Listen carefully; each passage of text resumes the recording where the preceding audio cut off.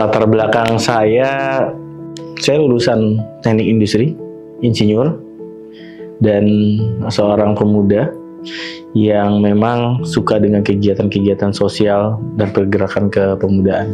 Saya sering menceritakan diri saya itu sebagai pegiat isu ketimpangan. Dan secara histori saya juga alumni pengajar muda, tepatnya pengajar muda angkatan keempat, dan waktu itu mendapatkan penempatan di daerah Maluku Tenggara Barat yang sekarang namanya Kabupaten Kepulauan Tanimbar. Nama saya Angga Putra Fidrian, saya 2022 baru lulus dari S2 di salah satu universitas di New York, lalu terakhir bantu Pak Anies Baswedan di tim gubernur untuk percepatan pembangunan sampai selesai, dan sekarang bantu jadi juru bicara tim nasional Anies Baswedan, Muhammad Iskandar. Halo, nama saya Heri Darmawan. Saya lahir di Jakarta dan besar juga di Jakarta, dari SD sampai SMA di Jakarta Timur. Kemudian lanjut kuliah di Bandung, terus beres kuliah saya ikut Indonesia Mengajar. Nah, di Indonesia Mengajar kebetulan dapat penempatan atau penugasannya di Kalimantan Barat, Kapuas Hulu, setahun, dan setelah itu lanjut lagi kerja di Jakarta, dan terakhir menjadi tim gubernur DKI Jakarta tahun 2017 sampai 2023. Ya, saya mulai aktif untuk full membantu beliau memang dari sejak Pilkada DKI Jakarta. Sebelumnya saya di dunia profesional di suatu perusahaan swasta, dan pada saat itu saya memutuskan untuk keluar dan berhenti dan memilih untuk bisa mendukung beliau full time untuk memenangkan Pilkada DKI Jakarta. Iya, saya pertama kenal sama Pak Anies Baswedan itu sewaktu saya baru mau lulus kuliah sebenarnya, di 2011, saya kalau nggak salah, saya ingat 2011, waktu itu saya sedang ngerjain skripsi dan saya lihat beliau di Metro TV bicara tentang Indonesia Mengajar. Jadi beliau cerita tentang kenapa harus Indonesia Mengajar, kenapa harus gabung Indonesia Mengajar, kenapa harus ngajar di pelosok. Karena waktu itu saya adalah aktivis di kampus dan jadi ngerasa terpanggil, itu jadi salah satu motivasi saya untuk cepat-cepat lulus kira-kira gitu. Sehingga saya semangat ngerjain skripsinya, lulus, lalu langsung daftar di Indonesia Mengajar. Alhamdulillah langsung diterima waktu itu, dan ngajar di Tulang Bawang Barat Lampung sampai 2014, bantu di turun tangan, sempat bantu juga di Kementerian Pendidikan, jadi tim sukses di kampanye Pilgub, bantu di kegubernuran, dan sekarang bantu di pemenangan calon presiden. Ya, isinya CV saya isinya Anies Baswedan semua kira-kira gitu. Sebenarnya saya pikir awalnya saya mengenal dia di Indonesia Mengajar ya. Tapi setelah saya ingat-ingat, saya tuh mengenal dia malah lebih awal. Dulu itu waktu saya masih di kampus, saya kebetulan jadi ketua BEM di ITB. Nah, itu ketika salah satu agenda diklat kepemimpinannya mahasiswa ITB, saya tuh ngide waktu itu ke pihak rektorat. Kita mau ngundang Pak Anies nih. Jadi waktu itu kita tertarik untuk mengundang beliau tahun 2010, saya pikir ya, 2010-2011. Dan beliau hadir langsung dari Jakarta ke Lembang waktu itu, Bandung. Nah, itu perkenalan pertama saya sih. Setelahnya di acara itu saya baru tahu program Indonesia Mengajar pas dia ngisi itu. Dia ngajak anak-anak ITB, anak-anak muda gitu ya, untuk kalau berani keluar dari zona nyaman, ikut berkontribusi ngajar di daerah pelosok, dan salah satu yang bikin saya juga akhirnya tertarik ikut Indonesia Mengajar.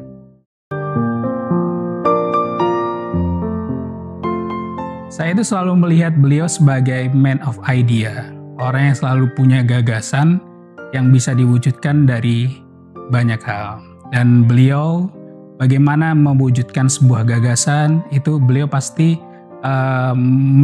menumbuhkan kepercayaan dari orang lain. Yang paling berkesan adalah beliau ini memiliki adab yang sangat baik. Itu yang saya sangat terkesan dari beliau.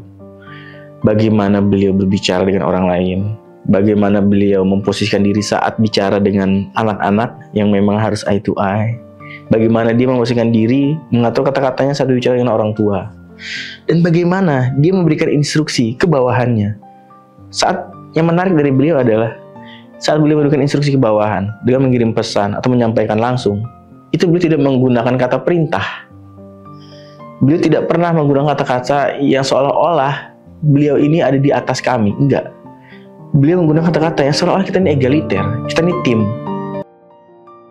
Yang menarik adalah bagaimana dia itu selalu menjaga hubungan emosional ya terhadap staff-staffnya, terhadap orang-orang terdekatnya. Jadi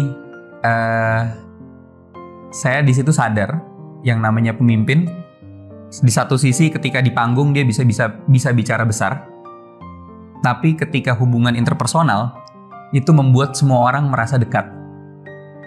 Dan banyak kebetulan momen-momen yang saya syukuri, bahkan sampai keluarga pun juga merasa sangat dimanusiakan ya.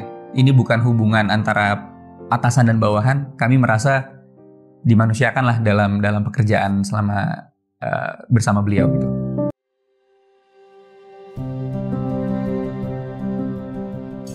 Ada satu cerita waktu beliau jadi gubernur DKI Jakarta. Waktu itu ada di suatu sore, orang-orang sudah pada pulang gitu ya. Orang-orang udah pada pulang. Saya dan beberapa teman laporan ke ruangan beliau. Terus beliau minta tolong menelpon seorang kepala dinas. Coba telepon bapak ini. Terus ditelepon. Terus dia bilang saat sedang telepon dia bilang gini. Kalau si bapak ini sudah pulang, nggak perlu dipanggil pulang, nggak perlu disuruh kembali. Saya ngobrolnya besok aja. Tapi kalau masih ada di balai kota, coba tolong dipanggil ke sini. Saya ditelepon, terus dicek, Pak posisi udah di mana gitu. Sudah jalan pulang katanya gitu. Kenapa Mas katanya? Enggak, ini mau dipanggil Bapak gitu kira-kira. Tapi kata Bapak udah besok aja karena Bapak udah pulang. Oh enggak, saya balik lagi aja ke balai kota. Nah beliau itu bilang gak usah, besok aja, masih ada besok. Kalau udah pulang, ya udah pulang aja ke rumah gitu kira-kira. Jadi apa ya? Mungkin nggak banyak yang ngerasa itu cerita biasa aja. Tapi menurut saya itu adalah sebuah gambaran pemimpin yang mikirin anak buahnya kira-kira gitu. Ya kalau anak buahnya udah mau pulang, tuh udah jalan pulang kan menuju rumah gitu ya, ya nggak usah dipanggil lagi, nanti aja gitu kan masih ada hari esok. Kadang-kadang banyak orang yang nggak peduli gitu. Orang yang mau pulang kalau bisa dipanggil balik saat itu juga balik lagi ke kantor saat itu juga gitu. Itu yang membuat saya merasa kayak ya ini mikirin orang banyak, nggak cuma mikirin diri dia sendiri. Ya meskipun saat itu lagi mikirin Jakarta ya, cuma ya dia tahu batasnya gitu. Dia tahu batasnya mana yang harus disampaikan dan mana yang harus di urgent dan yang tidak urgent, dan dia tahu bahwa anak buahnya pun punya keluarga. Saya nggak tahu apakah ini boleh disampaikan atau tidak. Mudah-mudahan beliau nggak marah. Tapi pada saat di Pemprov DKI Jakarta banyak sekali beliau membantu orang yang beliau tidak ingin orang tersebut tahu bahwa ini adalah hasil bantuan dari beliau. Banyak sekali. Baik itu orang yang dekat maupun orang yang benci terhadap beliau. Banyak sekali dia melakukan hal tersebut. Dan sampai hari ini orang yang dibantu pun nggak tahu. Jadi kalau bicara pengalaman yang menarik ya dari Pak Anies Baswedan itu seperti apa? Saya ingat di suatu momentum beliau baru pulang dari kampanye di Kampung Tambora. Saya ingat sekali karena saya ikut di situ.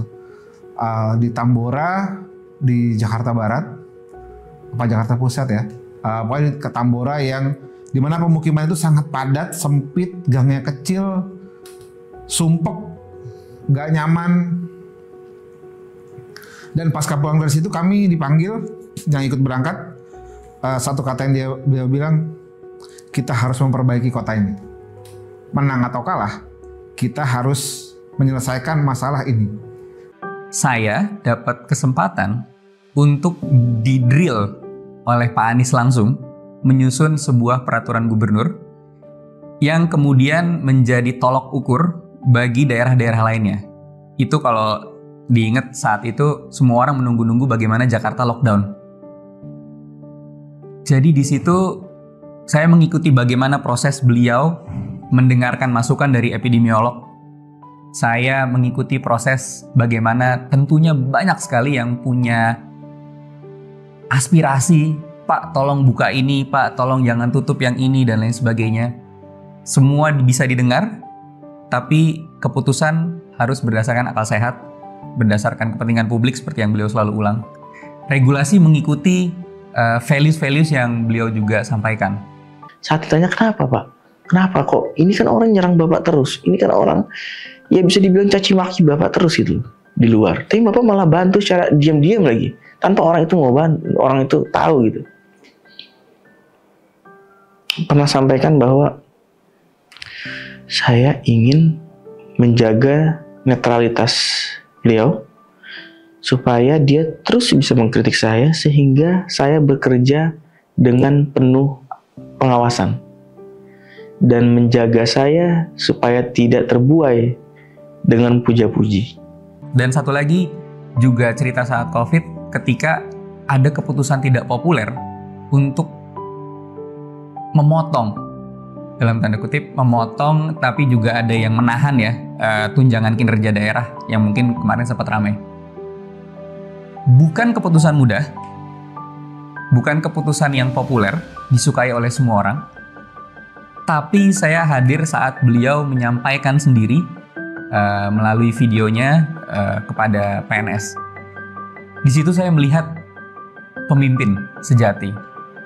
Di situ saya melihat seseorang yang berani pasang badan, mengambil keputusan yang tidak nyaman, siap untuk dibenci, tapi inilah yang terbaik. Dan ada satu cerita yang menurut saya ini sudah sering diulang-ulang, tapi menurut saya jadinya tetap ini satu hal yang berkesan. Waktu ada seorang pejabat melakukan pelecehan seksual ke anak buahnya di Jakarta, di Pemprov DKI Jakarta. Saya mengikuti banyak kasus pelecehan seksual di institusi. Biasanya tidak berujung baik ya di mata netizen dan segala macamnya. Tapi beliau nggak ragu, beliau nanya sama orang-orang, nanya sama pejabat Pemprov yang perempuan utamanya. Ini ada kasus gini, pilihannya seperti apa? Tentunya banyak yang menyarankan iya ini harus diusut segala macam gitu-gitu dan lain-lain gitu. Dan Pak Anies nggak ragu, pejabatnya dicopot dari posisinya.